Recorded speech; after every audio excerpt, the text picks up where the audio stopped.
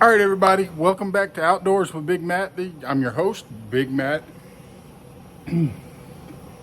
I'm going to be attempting to make a crab trap, one similar to you see the little nets in the store, and it's basically just a basket. But then they have these ones that have the sides that fold up when you pull up on the string.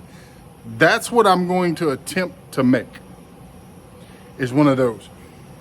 Because, a lot of people know them crab traps are not cheap, but crabbing is fun. You can do it with the family, and hopefully pretty soon we'll have some crabbing videos. I'm gonna attempt to make a couple, and I'll probably just go buy some of the little $2 netty, real thin material that only lasts for 2 or 3 months, just so I can get enough to have plenty of content to put out.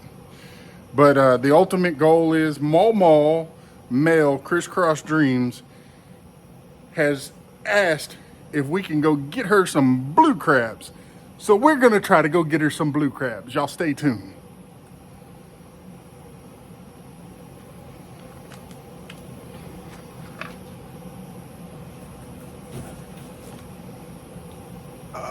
Yeah. And this is the wire that I have that I'm gonna use. It has a 1 inch by ½ inch square. Not exactly ideal, but it is galvanized, and I will be throwing a coat of paint on it.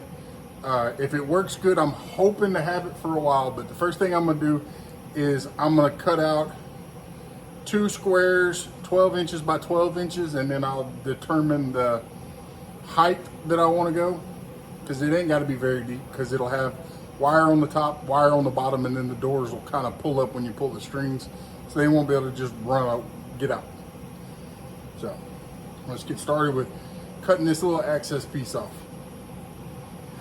So, and y'all stay tuned, because I'm hoping this year that I can, after I get back from Washington, that I can get me some, either some rabbits or maybe some goats. Because everybody knows by now, things are getting tight. So, and those are 2 good resources if you're a prepper. Those are 2 good animals to have around, because, well, for one, the goats eat weeds and grass, so they don't cost that much to really feed. I mean, yeah, you got to give them some grain, but at the end of the day, push comes to shove, if you need to put meat on the table, there you go. And I've had goat meat before. Contrary to what some people have said, do I think it's the best meat in the world? No, I don't. Do I think it's good? Yes, I do. So, but I'm hoping that we can get this little trap made, and hopefully the video will be a little bit more self-explanatory. I'm probably, in a few minutes, I'm probably gonna put it on time lapse, just because I don't wanna bore everybody with a bunch of slow stuff when I can do the slow or the time lapse and get more footage in less time. And yeah, you could use a grinder for this part. It'd go faster, but it's not as controlled. So, and as you can tell by my shirt, it's the middle of the night. It's 1 o'clock in the morning, 2 o'clock in the morning, and it's still hot. And I got a fan going in case you can't hear it. So, perfect.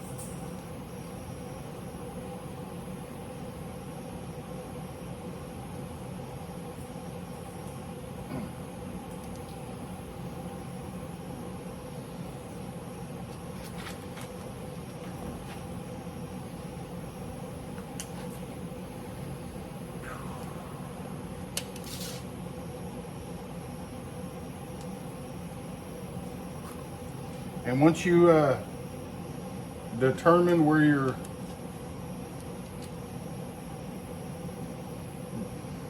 your line's going to go, it's fairly simple. You can just follow it straight across, but you want to try to make sure this wire is as straight as it can be, because if you don't, when you get down there, it may be longer or shorter than what you really need.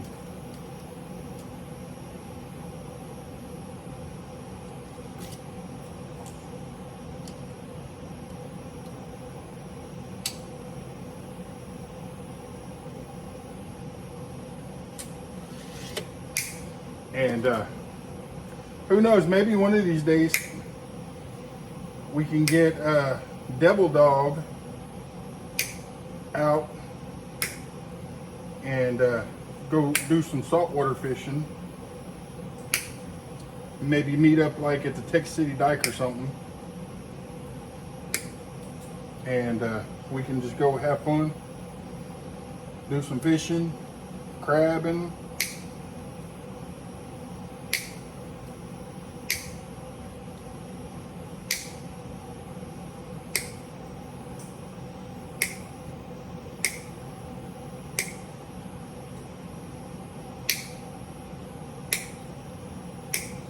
And yeah, I probably should have my gloves on, but because my fingers are so big and these holes are so small, the gloves would probably just get in my way.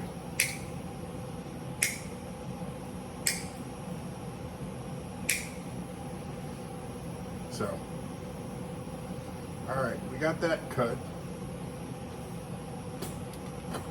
Now, I believe that this is like 36 inches long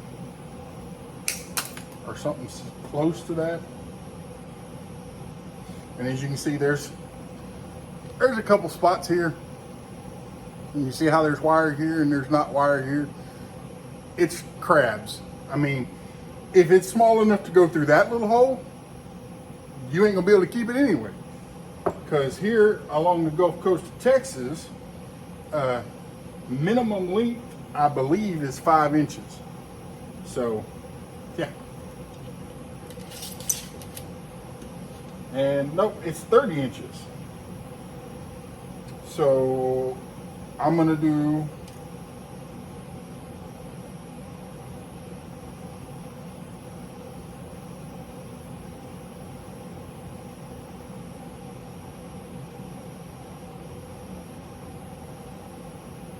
it roughly about 15 inches. Oh, yeah, duh.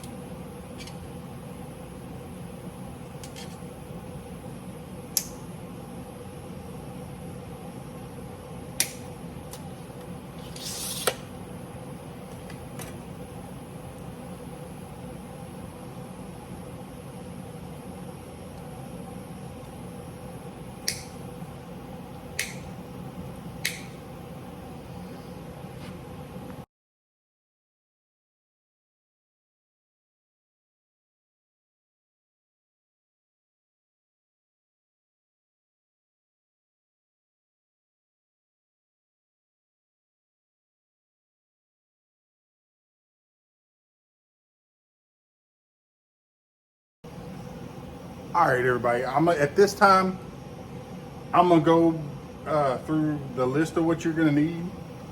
You're gonna need, and you don't necessarily need this, but if you get a spot that's got a sharp edge, a good file just to knock the edge off of it, you're gonna need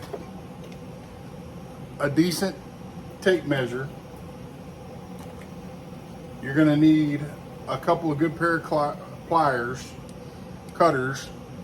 These are diagonal cutters, and these are just some Bulldogs that in case I need them for straightening wire or clamping the clamp down just a little bit tighter. But yes, you'll need these. And you don't have to use these. Like I said, I made a couple of rabbit cages for a friend. So I have a lot of this stuff left over. And so it's just going to waste. But these are called J clips. And if you use J clips, you're going to need a pair of these J clip pliers. And basically you put it on your wire and you use this to clamp it, and that'll make it, give it its hinge, or you can use it to just make a solid cage. So these are just a few of the things that you're going to need. Like I said, I built a cage, a rabbit cage for my niece when she was showing, and yeah. So like I had this wire laying around, and somewhere around here, somewhere, because I wasn't sure how much I was going to need. You can use zip ties to put it together.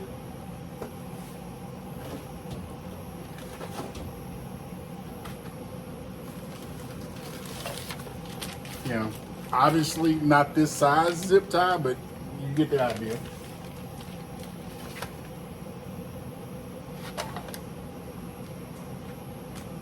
And the wire, as long as it's galvanized, you should be okay. And like I said, when I'm done with this, when I get it all together, I am going to hit it with a fresh coat of paint, just because it's going in salt water. It's not going to stop it from rusting, but it will help protect it some, try to get a little bit of life out of it. And I'm sure if you make one and you're using it quite regularly and you hose it off after you're done fishing and stuff, it'll probably last a good while. So there's that. So, but yeah, I'm gonna get back to cutting this stuff, and I'll be back in a minute whenever I get ready to assemble everything. And then before I assemble it, I'll go through with the exact sizes of the pieces that I have, and as I'm putting it together, you should be able to tell which way I'm going with it. So, all right, everybody, coming back at you real quick. I got 2 pieces cut out 12 inches by 12 inches. And then we have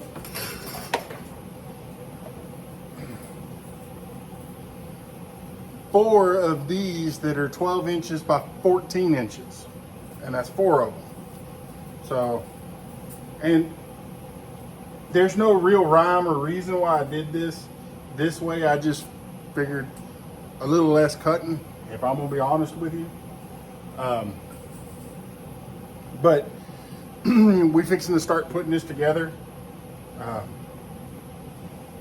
When you start, you're gonna want to try to make these as straight as possible. It's not gonna be perfect.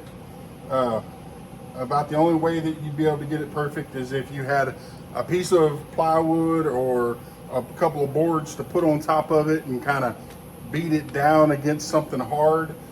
Like I said, I'm not really worried about all that. I just want function. And so, yeah, here we go. Once I get the bottom of it together, I'm going to need to make or figure out something to put on it at each corner. And I may just take a piece of like wire, hard wire, and bend a square shape to fit the inside of this. And then we'll attach the top on it and we'll put everything together. So hopefully I can get it all done tonight. If not, I'll be back at it first thing in the morning. So stay tuned.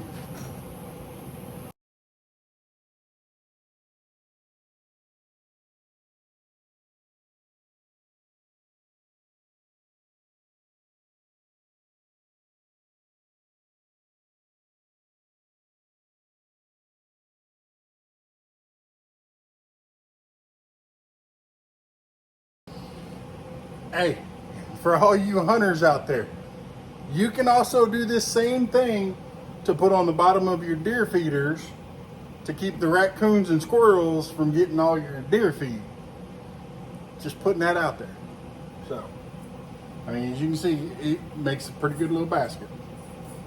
So, farmers, gardeners, you could do something similar to this for like a little mini trellis for your garden or your flower pot. You know, but anyways, all right, well, I'm going to try to figure out what I'm going to put in each of these corners. I'm thinking I'm probably just going to put a couple pieces of wire, but I don't know. We'll figure it out in just a minute. We'll be right back. All right, everybody. Just a piece that I had laying around the shop. I had a piece of barbless barbed wire. This is what I'm going to use. I took it apart. It was fairly easy. I mean, I could have used the barbed wire if I had some, but barbless, it was already this length. I just had to take it apart. So anything that'll work, right? Right. So now we just got to make the bends and connect it wherever we need to connect it. So stay tuned. I'm gonna put this together and then I'll put the top on it, and then it'll be ready for the paint booth. So like I said, stay tuned. We gotta put the string on it, and so I can test it, show everybody how it's gonna work, make sure it's gonna work. I've never made one before, so like this, but I've seen it. I've seen people do it, so I figured why not try something new. And like I said, hopefully in the next week or so, I can get out and actually get some footage of some crabbing to show you how it works. So, yeah. But back to the time lapse. All right, everyone. Coming back at you real quick. Just about finishing this up. All I got left to do, instead of using the other wire that I had sitting here, because it's not very thick, I got a couple of old buckets that were busted, so I took the handles off of them, and you can see I've already got one attached right here, so it's not hard. Just goes to show you can use pretty much whatever you need to. So, all right, back to the time lapse.